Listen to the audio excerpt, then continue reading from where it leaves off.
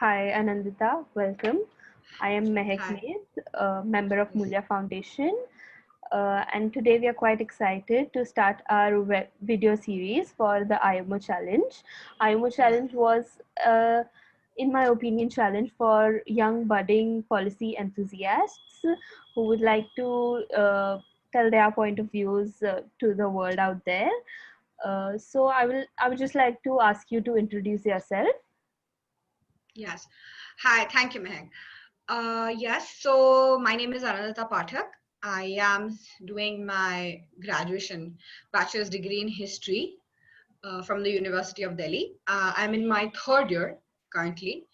And yes, over time, with after engaging in many different sorts of opportunities, I have realized that I am interested in the field of policy making and just trying to even understand at this stage, what it holds. And I think this is how I came across the Moolya Foundation and took part in this challenge and wanted to, maybe focus on a certain policy issue in the country. And yeah, that's pretty much it about me.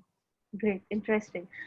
So all of us read about your article that you submitted for IMO. I would like you to describe your topic and basically tell us why did you choose this topic? Like it's a very interesting topic, by the way. Yes. Thank you. So, I am born and brought up in Assam, one of the states in the northeastern part of our country. And I was here for the large part of my life, till about 18 years, until I shifted to Delhi, for the education purpose. And when I shifted there, at the age of 18, you are not as adult or you're not very young, but you are in the sense to understand a lot of things that are happening around you. True. And it was a new place for me. I had visited it earlier, but it was completely new in the sense of how I was living and the kind of problems that once you start living independently a person faces. And amidst all this, I think I realized that there is a, other than the general issue that students have from shifting from one place to another, people from Northeast India, when they go to different parts of the country, as students, they face a lot of problems just because of where they come from. And I don't think it should continue like that.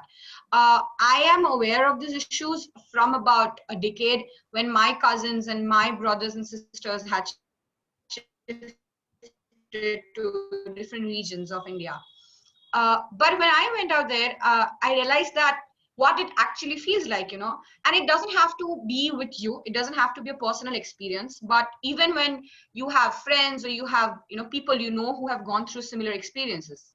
And IOMO challenge, they had asked us to write a policy challenge during the time of, we're all amidst this pandemic, and it was just a few weeks past, the lockdown. And with the constant news cases of people, students in Delhi, students in other regions of India being called coronavirus, being called Chinese during this time, I think I realized that it's important for me to just you know throw a little light on this issue based on racial discrimination. I mean, we've come so far along in a lot of things, but even today, when everything is so mobile, people are going from one part of the country to another corner of the country. I've come from the east to the capital of the country, and people are going everywhere for work, for education, and for multiple purpose. And I think even if today and this generation and this day continues to see this form of discrimination, discrimination with women or discrimination with students and people working just on the basis of their features, and judge them so hard, and make prejudices against them to basically have this xenophobic mentality of somebody other. So I think that's something that I really wanted to throw light on, and hence I think I wanted to write on this topic. Correct. I absolutely agree. Now that we say we've become so progressive, it should be easier for us to make ourselves at home at in any state of the world or Exactly. maybe any country, provided all of us are humans and we just people and we should help Yes. each other, right? Yes, yes, yes. So, based on your article, I would like you to ask, uh, what do you think? What are the challenges faced by the migrants or the students who come to like any other state? now, also you've mentioned Maharashtra, Karnataka, and Delhi in your article. So basically, Yeah. what do you think? What are the challenges faced by them when they go to any other place other than their native place to study Yes. or So maybe work? for the yes, for I think uh, I have personally heard and first person experienced that kind of issues that students, largely students, because I live in the student atmosphere, I know that more, and people other than students who come for work also face.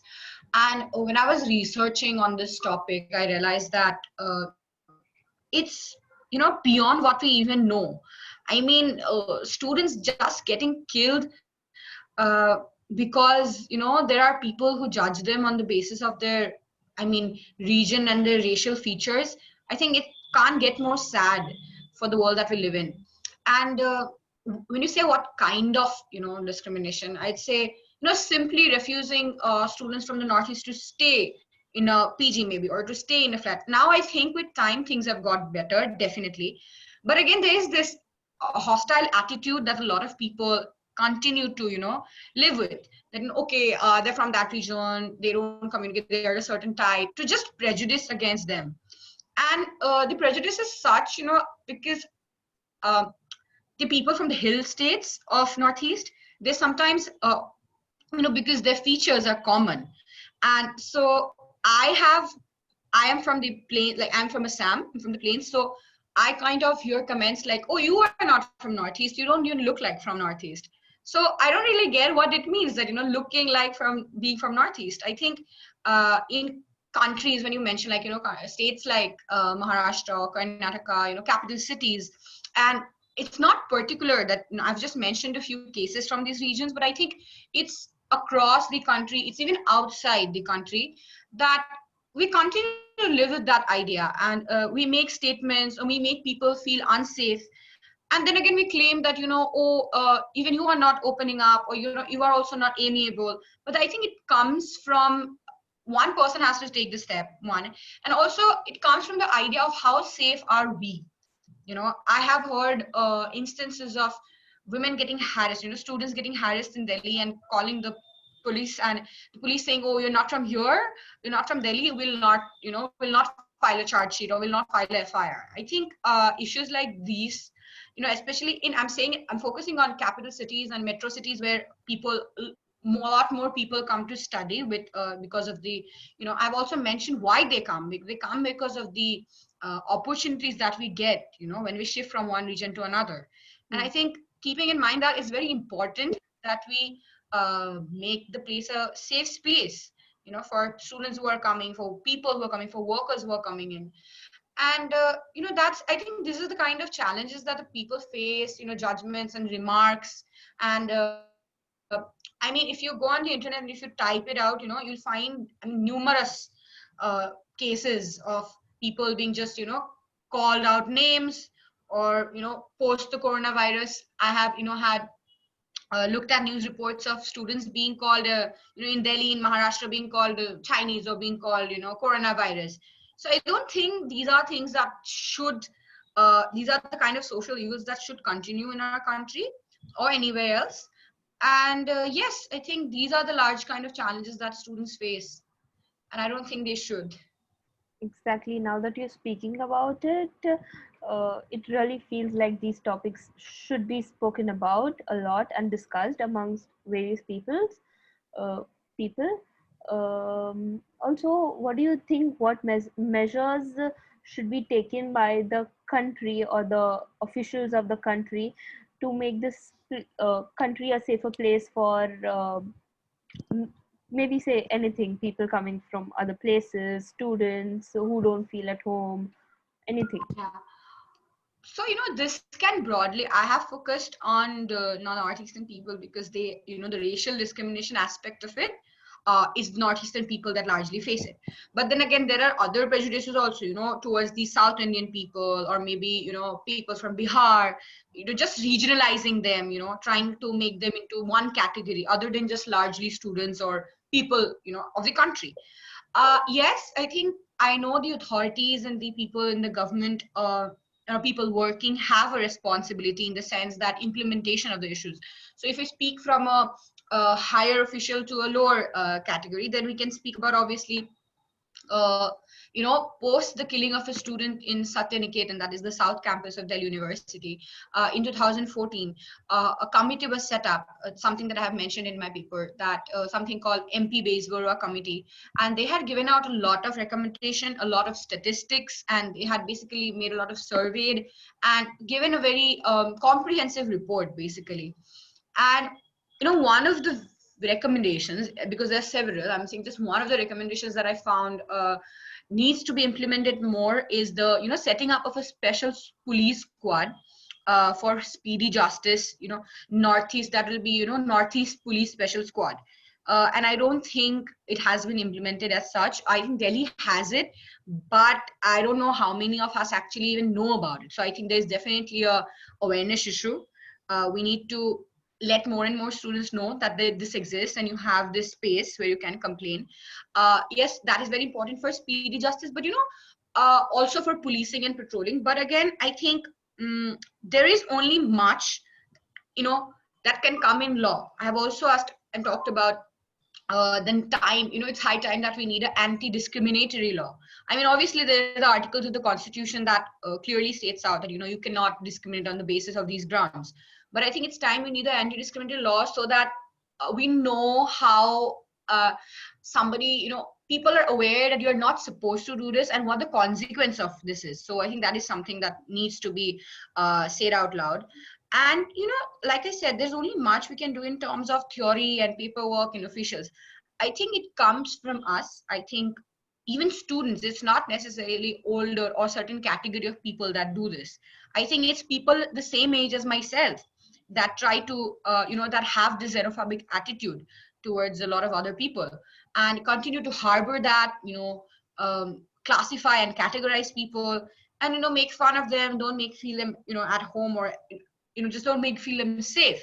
So I think it comes from each individual also to try and learn and also unlearn, in the sense that try and just let older inhibitions down and learn for the better, just learn for making this world a better and a safer place. So I think these are the things that we need to do.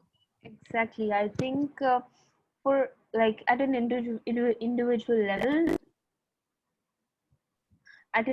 level, also maybe we could if we see a person from like eastern India, we could just avoid calling them by different names or something. That would definitely make a change. Like all these are small Yeah, steps towards a better yeah, future. exactly. So I'm not saying everybody does it, but I think even today, the amount of instances that we get to know, I think is just sad. So I'm saying we need to become more and more responsible in our attitude and behavior. Exactly. I think after watching this video, maybe people could just think about it, and a thought can also inspire, awaken a spark amongst their minds to bring Yes. out a change, a small change which could help people in the longer run. Yes, yes, exactly. So that's why I'm saying it starts from, you. It just starts from one Yeah, person and you definitely. can keep on. Yes, exactly. So Anandita, I think it was great talking to you, and Thank you. um, I thank you from Moolya Foundation as well for giving us your valuable time and expressing your views about this issue that's being faced. Thank you so much, Yes. Anandita. Thank you. Thank you. Thank you for having me.